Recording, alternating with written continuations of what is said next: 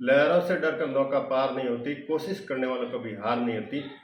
आज एक नए विषय असफलता को सफलता में किस प्रकार आप बदलें, इस पर चर्चा करेंगे। आज का जो विषय है, असफलता कोई बड़ी बात नहीं है। जीवन में असफलता है, हमारे जीवन में भी आई है, मैडम के जीवन में आई, या जो भी सफल व्यक्ति, आप किसी का उदाहरण ले लो, विश्व के सबसे बड़ी हस्तियां, उनके पीछे भी असफलता का हाथ जरूर है। अगर असफलता की बात करें तो जीवन की शुरुआत हमारी है जो असफलता से हुई। मेरे प्रारंभ के जो पुलिस कांस्टेबल के एग्जाम थे, दोनों रिटर्न पास हुआ था, परंतु फिजिकल में पास नहीं कर पाया। तो मैंने एक जज्बा बना लिया, जुनून बना लिया, और दिल में ये धारणा प्राप्त करनी कि मुझे तो ये रिटर्न के साथ साथ फिजिकल पास ही करना है। तो मैं अगली जो भर्ती है एसएससी की, उसमें सब इंस्पेक्टर में फिजिकल रिटर्न पास करके सब इंस्पेक्टर की मैंने 5 साल नौकरी की। कहने का मतलब ये है कि जब आप किसी टारगेट के पीछे पड़ जाते हैं, या आपका कोई निश्चित उद्देश्य निर्धारित हो जाता है, फिर उसके पीछे हाथ धोकर के पड़ जाना।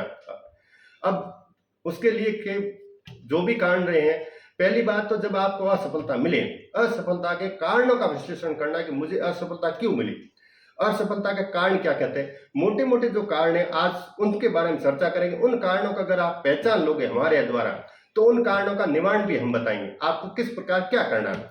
जैसे अगर बात करें, हर व्यक्ति के पीछे असफलता के लिए कोई न कोई निश्चित कारण है। उन कारणों पर पहले ही चर्चा करेंगे मैडम जी। असफलता का सबसे महत्वपूर्ण कारण है किसी एक निश्चित टारगेट का न होना। यानी हम जब किसी कंपटीशन की तैयारी के लिए तैयार होते हैं तो हमारे सामने विभिन्न प्रकार के फॉर्म होते हैं अप्लाई करने के लिए। तो उस समय हम ग्राम सेवक, patwari, first grade, second grade, third grade, इस प्रकार के अनेक फॉर्म एक साथ भर लेते हैं और सोचते हैं कि कहीं ना कहीं हमारी नौकरी लग जाए। हमारा मुख्य उद्देश्य यही होता है कि हम किसी न किसी प्रकार अपने लक्ष्य की प्राप्ति कर लें। लेकिन जो सबसे महत्वपूर्ण बात है वो ये है कि उनमें से कोई एक लक्ष्य हमें निर्धारित करना पड़ेगा। क्यों? क्योंकि एक साथ अगर सारे लक्ष्य की ओर हम भागेंगे तो हम किसी एक लक्ष्य को प्राप्त नहीं कर पाएंगे, क्योंकि सभी जितने भी एग्जाम्स हैं उन सब का सिलेबस अलग है। कोई विस्तृत पाठ्यक्रम है, कोई कम है, किसी में गणित है, किसी में हिंदी ज़्यादा है, किसी में इंग्लिश है। तो इस वजह से हमें कोई पहला और सबसे मुख्य जो बिंदु है वो ये है कि हमारा लक्ष्य निर्धारित हो जाना चाहिए कि हमें क्या बनना है, कौन से एग्जाम की तैयारी हमें करनी है। जी। एक आपको कहानी बताता हूँ। कौरव और पांडवों को इकट्ठा करके गुरु द्रोणाचार्य ने एक चिड़िया रखी पेड़ के ऊपर, और चिड़िया को इस प्रकार छुपा दिया कि चिड़िया भी दिखे और उसकी आंख दिखे। गुरुजी ने यह कहा कि हर विद्यार्थी मेरे पास आए, मैं उस जो सवाल पूछूंगा उसका उत्तर देना, और बाद में जाकर के टारगेट को हिट करना है। प्रत्येक विद्यार्थी आए, उनसे पूछा, तो किसी ने बताया मुझे चिड़िया के पंख दिख रहे हैं, किसी ने बताया मुझे चिड़िया का शरीर दिख रहा है, किसी ने बताया मुझे पत्ते दिख रहे हैं। जिन्होंने ये उत्तर दिए थे उनका टारगेट निश्चित था कि चिड़िया के आंख को निशाना लगाना। जब अर्जुन आए तो अर्जुन से पूछा द्रोणाचार्य, आपको क्या दिख रहा है अर्जुन? तो उन्होंने कहा गुरुदेव मुझे कुछ भी नहीं दिख रहा, केवल चिड़िया की आंख दिख रही। इस प्रकार आपका एक निश्चित टारगेट है तो आप उस टारगेट को पक्का अचीवमेंट करोगे। जिस प्रकार जैसे शुरुआत के बच्चे होते हैं जो टारगेट निश्चित करते हैं, मुझे आईएएस ही बनता है, जैसे गंगा सिंह जी थे, उनका हमने मतलब उनके साथ चर्चा हुई थी, हमारे स्कूल में आए थे, तब उन्होंने आईएएस बने, जो 36 रैंक हिंदी से लगभग 2-3 साल हो गए। तब उन्होंने बताया कि मैंने कई परीक्षाएं तो मैंने दी, कई में पास हुआ, कई फेल हुआ, पर मैं उन परीक्षाओं में ज्वाइन नहीं किया क्योंकि मेरा टारगेट निश्चित था कि मुझे आईएएस ही बनना है। इस प्रकार अगर आप एक निश्चित लक्ष्य लेकर के तैयारी करेंगे, जैसे आप प्रोफेसर बनना चाहे तो प्रोफेसर का विस्तृत सिलेबस है उसको पढ़ेंगे, कांस्टेबल बनना चाहे तो उसका कम सिलेबस है, आपको फिजिकल तैयारी करनी है। ये तो चर्चा। अब ये तैयारी किस प्रकार, कौन से स्तर की होनी चाहिए, ये भी है। स्तर का मतलब ये कि आप अगर कांस्टेबल की तैयारी कर रहे हैं तो कांस्टेबल का स्तर अलग है, थोड़ा कम स्तर का, कम पढ़ना पड़ेगा। अगर उसकी तरह आप असिस्टेंट प्रोफेसर की तैयारी कर रहे हैं, जहाँ केवल 50 पद आते हैं और लगभग 1,00,000-1,50,000 फॉर्म भरे जाते हैं, तो उसके लिए आपको ज्यादा टाइम देना पड़ेगा। अब समय की बात करें या किस स्तर की तैयारी करें, जिसमें आपको ज्वाइन करना है उस स्तर के हिसाब से आपको तैयारी करनी है। इसके बारे में अगले वीडियो में अपन कैसे तैयारी करेंगे वो चर्चा करेंगे। जी। एक और असफलता का एक मुख्य कारण होता है कि अगर हमें कभी किसी एक एग्जाम में असफलता मिल गई है किन्हीं कारणों से, तो हम घबरा जाते हैं कि आगे के एग्जाम में भी हम असफल हो सकते हैं। इस घबराहट के कारण जो आगे आने वाली जो भी वैकेंसी है, जो तैयारी है करनी है, जो हमारा लक्ष्य है, उसके प्रति हम उतना दृढ़ नहीं रह पाते। और जब दृढ़ता के साथ और आत्मविश्वास के साथ हम अपने लक्ष्य की ओर नहीं बढ़ेंगे और उन पीछे वाली असफलताओं से घबराते रहेंगे, तब हमें सफलता प्राप्त करने में कठिनाइयां महसूस हो सकती है। जी। एक कारण ये भी पारिवारिक सपोर्ट का न मिलना।